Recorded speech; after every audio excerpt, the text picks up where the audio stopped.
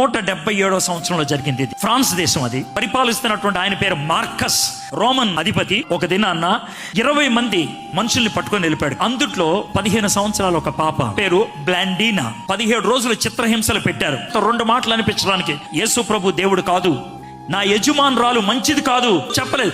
17 రోజులు చిత్రహింసలు చేశారు. తర్వాత రోడ్డు మీద అనౌన్స్ చేసుకుంటూ వెళ్ళారు, ఈ రోజు బ్లాండీనాని ఒక విచిత్రమైన పద్ధతిలో చంపేస్తున్నాం, వచ్చి చూడండి అని.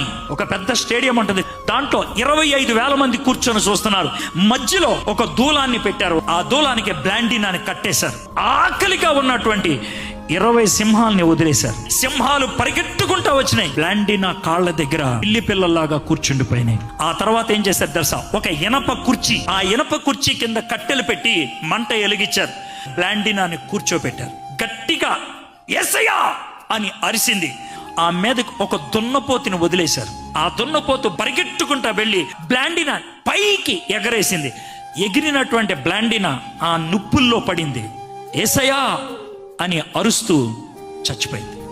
3 నిమిషాలు అద్భుతమైనటువంటి నిశ్శబ్దం. ఒకళ్ళ తర్వాత ఒకళ్ళు లేచి నిలబడ్డారు. 25,000 మంది లేచి నిలబడ్డారు, చేతులు పైకెత్తారు.